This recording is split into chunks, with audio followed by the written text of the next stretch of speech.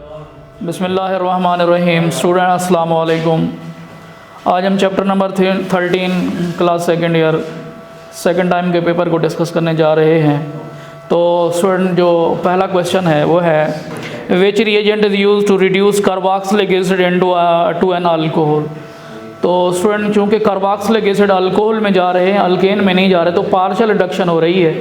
तो partial reduction के लिए हमें पार्शियल रिड्यूसिंग एजेंट की ज़रूरत है। तो यहाँ पर स्टूडेंट जो डेल्टा वाला ऑप्शन है वो सही ऑप्शन है, लिथियम एल्यूमिनियम हाइड्राइड एक्चुअल में ये पार्शियल रिड्यूसिंग एजेंट है। तो क्वेश्चन नंबर 1 का जो है ना डेल्टा वाला ऑप्शन जो है ना सही ऑप्शन होगा। क्वेश्चन नंबर 2 है अ कार्बोक्सिलिक एसिड कंटेन।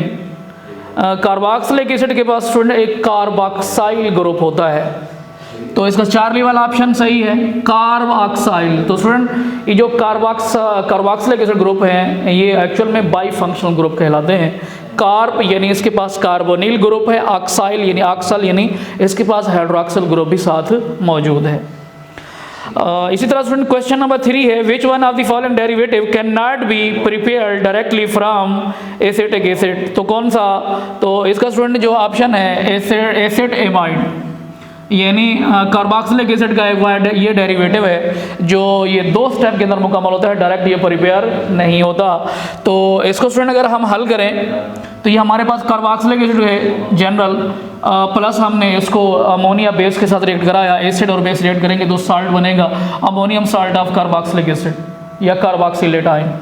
तो अगले स्टेप में इसको क्या करें, हीटअप करें तो डिहाइड्रेशन होगी, H2O बनेगा, प्लस बनेगा RC डबल बॉन्ड Na2। यानी ये रिएक्शन पहले स्टेप के अंदर मुकम्मल नहीं होता बल्कि 2 स्टेप के अंदर मुकम्मल होता है। डायरेक्ट इसकी प्रिपरेशन नहीं होती, पहले एक इंटरमीडिएट साल्ट बनता है, अगले स्टेप के अंदर हमारी प्रोडक्ट बनती है। क्वेश्चन नंबर 4 है which one is not a carboxylic acid. तो एसिटिक एसिड कार्बोक्सिलिक एसिड है, फार्मिक एसिड है, कार्बोलिक एसिड। तो स्टूडेंट ये जो कार्बोलिक एसिड है एक्चुअल में ये फिनोल है, ये कार्बोक्सिलिक एसिड नहीं है। तो क्वेश्चन नंबर 4 का जो है ना चार्ली वाला ऑप्शन सही वाला ऑप्शन होगा। क्वेश्चन नंबर 5 है which one of the following is an aromatic carboxylic acid. तो इसका स्टूडेंट जो डेल्टा वाला ऑप्शन है वो सही है, थैलिक एसिड। थैलिक एसिड यानी बेंजीन रिंग के ऊपर 1 और 2 पोजीशन पे 2 कार्बोक्सिलिक ग्रुप मौजूद हैं, तो इसको हम कहते हैं phthalic acid, 1,2 benzene dicarboxylic acid. Question number 6 है 2 moles of acetic acid are heated with phosphorus pentoxide, the product formed is beta वाला ऑप्शन होगा एसिटिक एनहाइड्राइड। बीटा वाला ऑप्शन एसिटिक एनहाइड्राइड। ये प्रोडक्ट कैसे बनेगी? ये हमारे पास 1 मोल कार्बोक्सिलिक एसिड है, ये हमारे पास 2 मोल कार्बोक्सिलिक एसिड है। तो पानी की रिमूवल के साथ जो हमारे पास प्रोडक्ट बनेगी CH3 C double bond O C double bond O CH3। तो इसको हम स्टूडेंट कहते हैं एसिटिक एनहाइड्राइड। ये भी जो है ना कार्बोक्सिलिक एसिड के डेरिवेटिव कहलाते हैं। अच्छा स्टूडेंट क्वेश्चन नंबर 7 की तरफ बढ़े। The reaction of acetic acid with sodium metal give. तो स्टूडेंट यहाँ पर ऑप्शन लिखा हुआ है CO CO2 HCHO and H2। तो एक्चुअल में स्टूडेंट देखें तो कार्बोक्सिलिक एसिड एक एसिड है और जो सोडियम मेटल है, जब मेटल और एसिड एक्ट करते हैं तो मेटल हाइड्रोजन को हटाएगा और हाइड्रोजन गैस खारिज होगी, प्लस किसकी फार्मेशन होगी, साल्ट की फार्मेशन होगी। तो इसका स्टूडेंट जो डेल्टा वाला ऑप्शन है वो सही ऑप्शन होगा, वो है student hydrogen H2। Question number 8 देखें which of the following reaction involve the displacement of OH group of the carboxylic acid. तो स्टूडेंट यहाँ पर हम देखें तो इसका जो सही वाला ऑप्शन है वो डेल्टा वाला ऑप्शन है। भी जब कार्बोक्सिलिक एसिड को PCl5 से एक्ट करवाएंगे तो इसकी जो क्लोरीन है इस OH ग्रुप को डिस्प्लेस कर सकती है, और बाकी ऑप्शन में कोई ऐसा जो है ना ग्रुप नहीं है जो OH को डिस्प्लेस कर सके। तो इसका जो क्वेश्चन नंबर 8 का डेल्टा वाला ऑप्शन सही ऑप्शन होगा। क्वेश्चन नंबर 9 है in the formation of Easter from carboxylic acid the OH group is replaced by. जब हम स्टूडेंट ईस्टर बनाते हैं कार्बोक्सिलिक एसिड से तो उसका जो OH ग्रुप है किससे डिस्प्लेस होगा, OR ग्रुप से डिस्प्लेस होगा, यानी ईस्टर की फॉर्मेशन होगी। और ईस्टर क्या होगा student, RC double bond OR। यानी OR ग्रुप जो है ना किसको डिस्प्लेस करेगा, OH ग्रुप से क्या हो जाएगा, डिस्प्लेस हो जाएगा। तो स्टूडेंट इस क्वेश्चन नंबर 9 का जो चार्ली वाला ऑप्शन है वो सही ऑप्शन है। क्वेश्चन नंबर 10 है which reagent is used to reduce a carboxylic group into alkane. यानी आप देखें कार्बोक्सिलिक एसिड अल्केन में जा रहा है तो कंप्लीट रिडक्शन हो रही है, और कंप्लीट रिडक्शन किसकी मौजूदगी में होगी, hydrogen iodide and red phosphorus. तो इसका स्टूडेंट जो हमारे पास सही ऑप्शन है बीटा वाला ऑप्शन होगा क्वेश्चन नंबर 10 का। क्वेश्चन नंबर 11 है which one of the following amino acid is basic amino acid. तो स्टूडेंट हमारे पास जो डेल्टा वाला ऑप्शन है वो सही है, हिस्टिडीन। हिस्टिडीन एक ऐसा अमाइनो एसिड है जो बेसिक है नेचर में। क्वेश्चन नंबर 12 है student NH2CH2COOH is a formula of glycine. तो स्टूडेंट ये जो फार्मूला लिखा हुआ है ये ग्लाइसिन का फार्मूला है। तो इसका स्टूडेंट जो क्वेश्चन नंबर 12 का बीटा वाला ऑप्शन सही होगा, ग्लाइसिन। क्वेश्चन नंबर 13 है which one of the following is a neutral amino acid. इनसे कौन सा ऐसा है जो न्यूट्रल है। तो स्टूडेंट हमारे पास क्वेश्चन नंबर 13 का वेलाइन वाला ऑप्शन सही ऑप्शन होगा, यानी सी वाला चार्ली वाला ऑप्शन सही होगा, वेलाइन। क्वेश्चन नंबर 14 है carboxylic acid act as a dimer in benzene. जब स्टूडेंट हम इनको नॉन पोलर सॉल्वेंट में कार्बोक्सिलिक एसिड को ऐड करें तो ये जो है ना डाइमराइज हो जाते हैं, डाइमर की सूरत में हाइड्रोजन बॉन्ड बना लेते हैं, साइक्लिक स्ट्रक्चर बना लेते हैं। तो नॉन पोलर सॉल्वेंट यहाँ पर स्टूडेंट कौन सा है, बीटा वाला ऑप्शन है बेंजीन। क्वेश्चन नंबर 14 का बी वाला ऑप्शन सही वाला ऑप्शन होगा। क्वेश्चन नंबर 15 है the end product in the following sequence of reaction. Sequence of reaction क्या है स्टूडेंट, CH3Cl यानी अल्काइल क्लोराइड है, मिथाइल क्लोराइड है, उसका केसियन से रिएक्शन कराया तो ये साइनाइड न्यूक्लियोफाइल है, ये क्लोरीन को हटाएगा तो मिथाइल नाइट्राइल बनाएगा, यानी इथेन नाइट्राइल बनाएगा, या मिथाइल साइनाइड उसे पढ़ सकते हैं, प्लस KCl बनेगा। मिथाइल साइनाइड की जब अगले स्टेप के अंदर एसिड हाइड्रोलाइसिस करते हैं तो COOH group, cyanide group COOH group में तब्दील हो जाता है, तो हमारे पास प्रोडक्ट बन रही है CH3COOH। तो इसका जो सही ऑप्शन होगा वो होगा स्टूडेंट चार्ली वाला ऑप्शन, एसिटिक एसिड CH3COOH की फॉर्मेशन होगी।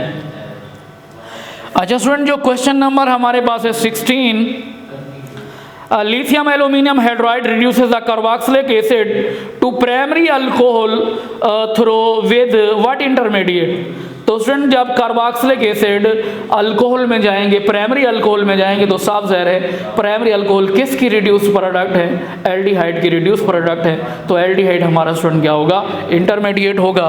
तो क्वेश्चन नंबर 16 का जो है ना चार्ली वाला ऑप्शन सही ऑप्शन होगा।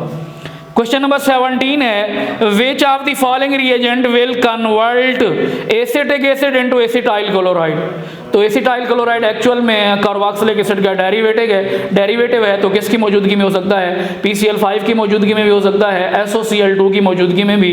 तो अगर स्टूडेंट गौर करें तो हमारे पास जो ऑप्शन दिए हुए हैं उनमें NaCl लिखा हुआ है, जिंक क्लोराइड HCl लिखा हुआ है, SOCl2 लिखा हुआ है, थायोनाइल क्लोराइड एंड HCl लिखा हुआ है डेल्टा वाले ऑप्शन में। तो स्टूडेंट का जो सही वाला ऑप्शन है वो चार्ली वाला ऑप्शन होगा, वो है स्टूडेंट थायोनाइल क्लोराइड। तो स्टूडेंट एक और क्वेश्चन की तरफ बढ़ते हैं कि how carboxylic acid are prepared from alkane nitrile. Alkane nitrile से, नाइट्राइल यानी साइनाइड की हाइड्रोलाइसिस करें तो जो एसिड हाइड्रोलाइसिस करें जो CN ग्रुप होता है या C∧N ग्रुप होता है, ये कार्बोक्सिलिक एसिड में तब्दील हो जाता है। तो यहाँ पर देखिए जो पहला स्टेप है, हम पहले अल्केन नाइट्राइल को कैसे प्रिपेयर करते हैं या अल्केन साइनाइड को। साइनाइड ये उसका जो है ना आम नाम से मशहूर है, इन्हें ट्राइवियल कह सकते हैं, लेकिन जो उसका आयोपेक नेम है, IUPAC नेम है, तो उसमें हम उसका नाम जो रखा गया है वो है नाइट्राइल ग्रुप। तो देखिए स्टूडेंट जब अल्काइल हैलाइड को KCN के साथ या NaCN के साथ रिएक्ट कराते हैं तो हमारे पास अल्काइल नाइट्राइल या अल्काइल साइनाइड प्रिपेयर होंगे। अल्केन नाइट्राइल भी कह सकते हैं, प्लस KCl प्रिपेयर होगा। अल्केन साइनाइड या अल्काइल नाइट्राइल की जब हम अगले स्टेप के अंदर हाइड्रोलाइसिस करेंगे, एसिड हाइड्रोलाइसिस, तो ये जो साइनाइड ग्रुप है किस में तब्दील हो जाएगा, COOH ग्रुप में, प्लस Na3 की फॉर्मेशन होगी। एक और क्वेश्चन है स्टूडेंट के ज़्वीटर क्या होते हैं और इनकी हम फोटेरिक नेचर को थोड़ा डिस्कस करना है, जो कि इम्पॉर्टेंट क्वेश्चन भी है। ज़्वीटर क्या होते हैं स्टूडेंट, जो लफ्ज़ ज़्वीटर है ये जुई एक जर्मन वर्ड है जिसका मतलब होता है दो, यानी ऐसा आयन जिसके पास प्लस और माइनस दोनों चार्जेस मौजूद हो, तो इसी वजह से हम उसे ज़्विटर आयन कहते हैं। इनको डाईपोलर आयन भी कहा जाता है, या स्टूडेंट हम इनको इंटरनल साल्ट भी कह सकते हैं।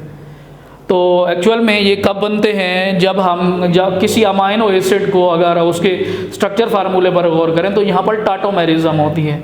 टाटोमेरिज्म यानी shifting of proton from one atom to another atom in the same molecule. तो स्टूडेंट देखते हैं ज़्विटर आयन यानी जुई, एक जर्मन वर्ड जुई जिसका मतलब टू। ये स्टूडेंट हमारे पास है अमाइनो एसिड का जनरल फार्मूला।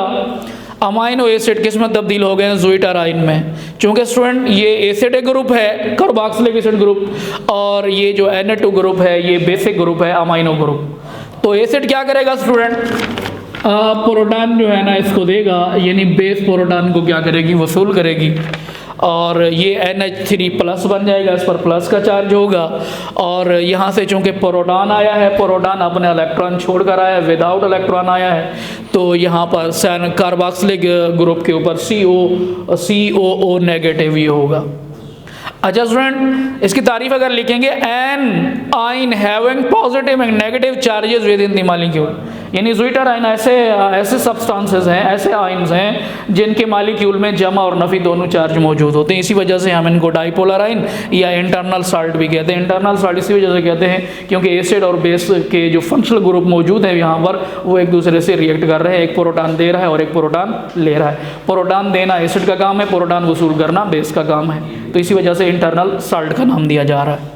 एम्फोटेरिक नेचर क्या है, यानी स्टूडेंट ये एसिड के साथ बतौर बेस और बेस के साथ बतौर एसिड एक्ट कर सकते हैं। कौन, ज़्विटर आयन। कैसे स्टूडेंट, बेसिक कैरेक्टर इनका किस वजह से है, बेसिक कैरेक्टर ये है कि जब हम इनको एसिड के साथ एक्ट करें और ये प्रोटॉन वसूल करें, तो ये ज़्विटर आयन का हमने फार्मूला लिखा हुआ है RCH Na3 plus COO negative. तो जब एसिड से रिएक्ट कराया तो Na3 तो प्रोटॉन कबूल नहीं कर सकता, बल्कि ये जो COO नेगेटिव ग्रुप है ये प्रोटॉन कबूल करेगा और ये हमारे पास प्रोडक्ट बनेगी। अब ये जो कार्बोक्सिलेट आयन ग्रुप है, एक्चुअल में जो बेसिक कैरेक्टर है ये इसी की वजह से, इसी कार्बोक्सिलेट आयन की वजह से। एक्चुअल में स्टूडेंट ये पहले एसिडिक था, एसिड ने जब प्रोटॉन लूज किया तो एक कांजुगेट बेस बन गया, अब बेस ने दोबारा प्रोटॉन वसूल किया और हमारे पास ये प्रोडक्ट बन रही है RCH Na3 प्लस COOH। और ये हमारे पास जो प्रोडक्ट होगी स्टूडेंट, ये कौन सी होगी, कैटायनिक प्रोडक्ट होगी, क्योंकि Na3 पर अभी भी प्लस का चार्ज मौजूद है। अच्छा स्टूडेंट, अगर हम इसके एसिडिक कैरेक्टर की बात करें तो यानी ये बतौर एसिड काम कर रहे होंगे, जब हम इनको किसी बेस के साथ एक्ट कराएंगे तो स्टूडेंट ये हमारे पास OH बतौर बेस एक्ट कर रही है, तो बेस को प्रोटॉन कौन सा हिस्सा दे सकता है, तो बेस को प्रोटॉन स्टूडेंट हिस्सा दे सकता है Na3 प्लस, क्योंकि इसके पास तो प्रोटॉन है नहीं। Na3 प्लस जब इसको प्रोटॉन देगा ये बन जाएगा H2O, इससे प्रोटॉन चला जाएगा और ये प्रोडक्ट बनेगी RCH Na2COO नेगेटिव। क्योंकि स्टूडेंट ये Na3 प्लस जो ग्रुप है ये अब एसिडिक ग्रुप के तौर पर एक्ट कर रहा है, क्योंकि ये पहले बेसिक ग्रुप था, बेस ने प्रोटॉन वसूल किया, बेस जब प्रोटॉन कबूल करती है तो कांजुगेट एसिड बनता है। तो यहाँ हमारे पास स्टूडेंट प्रोडक्ट बनेगी RCH Na2COO नेगेटिव, यानी जो हमारी एक्चुअल मेन प्रोडक्ट बनेगी वो एनायनिक होगी, क्योंकि अभी भी कार्बोक्सिलेट आयन के ऊपर नफी का चार्ज मौजूद है। तो आज का लेसन यहाँ पे क्लोज करते हैं। अल्लाह हाफिज़ स्टूडेंट्स।